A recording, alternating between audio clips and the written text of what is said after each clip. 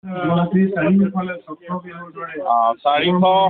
সংখ্যক লাচিত দিৱস উদযাপন সমিতিৰ আজি ধেমাজিৰ চিমেণ্ট চাপৰি চাউলুং চুকাফা সমন্বয় ক্ষেত্ৰত উদযাপন সমিতিৰ আমন্ত্ৰণ ক্ৰমে মই আজি উপস্থিত হৈছোঁ।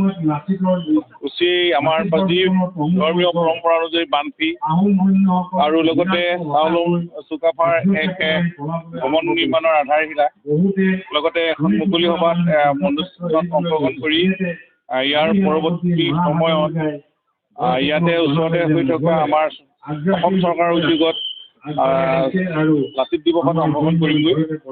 সঁচাকৈ আজিৰ দিনটো আমাৰ কাৰণে খুব গৌৰৱৰ দিন, দিনটোৰ পবিত্ৰ দিন। আজিৰ দিনটোত আমি জানো যে মহাবীৰ লাচিত ফুকনৰ এই জন্মদিন সমগ্ৰ অসম, এতিয়া অসমে হৈ থকা নাই, সমগ্ৰ ভাৰতবৰ্ষত যোৱাবাৰ আমি যেনেকৈ 400 দিল্লীত লাচিতৰ দিৱস উপলক্ষে আমি আয়োজন কৰি ইয়াৰ অসমৰ সৌন্দৰ্য পৰম্পৰা কথাবিলাক আমি দিল্লী পৰ্যায়লৈকে লৈ গৈছিলোঁ। আজি এই দিনৰ পাছত আকৌ আজিৰ তাৰিখত আজি গোটেই অসমতেই এনেধৰণৰ আজি বিভিন্ন সংগঠন ৰায়সমূহে নহয়, আজি সকলো জাতি জনগোষ্ঠী এটা উমৈহতীয়াকৈ বীৰজনাক স্মৰণ কৰা এইটো কাৰ্যসূচী। আমি জানো যে 600 বছৰ ৰাজত্ব কৰা এই প্ৰবল প্ৰতাপী আহোম জাতিটোৰ সকলো আছে, ভাষা ধৰ্ম পৰম্পৰা সকলো থকাৰ পাছত এই জাতিটোৰ আজি একেৰাহে 600 বছৰ ৰাজত্ব কৰি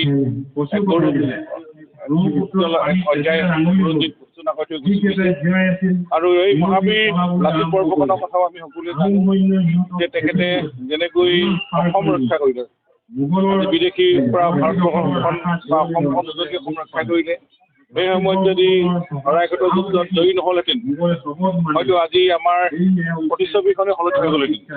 গতিকে সেইজনাক আমি বিৰয়ে গোটেই উজনি অসম উত্তৰ পূৰ্বাঞ্চল ৰক্ষা কৰি আমাক স্বাধীনভাৱে থাকিবৰ কাৰণে সাহস দিলে।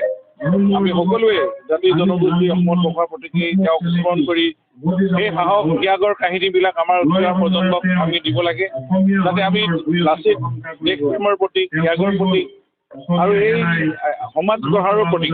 গতিকে এই লাচিত বৰফুকনৰ আজি অধ্যয়ন হ'ব লাগে, বিজ্ঞানসন্মত বিশ্লেষণ হ'ব লাগে আৰু তেখেতৰ যুদ্ধ কৌশলে মই ভাবোঁ আজি বিদেশী প্ৰতিহত কৰিবৰ কাৰণে আজি ৰামসিংহৰ দৰে প্ৰবল প্ৰতাপী সেনাপতিও স্বীকাৰ কৰি যাবলগীয়া হ'ল। সঁচাকৈ লাচিত বৰফুকনৰ যুদ্ধৰ কৌশলে তেওঁলোক প্ৰতিহত কৰিবৰ কাৰণে সক্ষম হ'লে স্বীকাৰ কৰি যাবলগীয়া অৱস্থা আহিব। গতিকে এইজন সাহসী বীৰ আমাক ৰাজ্যখন সুৰক্ষিত কৰি ৰাখিবৰ কাৰণে সকলোকে সমন্বয়েৰে জাতিটো গঢ়িবৰ কাৰণে এনেকুৱা বীৰৰ আমি নতুনকৈ আমাৰ উঠি অহা প্ৰজন্মৰ হৃদয়ত তেজত এইবিলাক অন্তৰ্নিহিত হৈ থাকিব লাগিব আৰু তেতিয়া আমি সভা অসমখন আমি পাম। আমি অসমখন আমি যে স্বাধীনভাৱে থাকিব পৰা আমি অসমখন যে সাহসী মানুহ আছে, বীৰ আছে, এখন বীৰ পূজা কৰা অসম, দেশ প্ৰেমিকক পূজা কৰা অসম, সেই কথাটো এই লাচিত দিৱসৰ দৰে আমি সকলোকে এইটো প্ৰজন্মৰ ৰাইজৰ ওচৰত আমি গতিকেলৈ আজি সকলো জাতি জনগোষ্ঠীৰ এই উৎসৱটো আজিৰ দিনটো মই সকলোকে শুভেচ্ছা জনাইছোঁ আপোনালোকৰ সংবাদ মাধ্যমৰ যোগেদি। আৰু এই কথাবিলাক আমি প্ৰচাৰ হ'ব লাগে আৰু অধ্যয়ন হ'ব লাগে আৰু তেতিয়া আমি অসম চিৰদিনলৈ অসমীয়াৰ মান আমি উজ্বলাব পাৰিম। পোনপ্ৰথমে আজি 401 সংখ্যক মহাবীৰ লাচিত দিৱসৰ এই পবিত্ৰ অনুষ্ঠানটোৰ দিনাই আমি পবিত্ৰ তিথিত জৰিয়তে আমি অসমবাসীলৈ আন্তৰিক শুভেচ্ছা জ্ঞাপন কৰিছোঁ।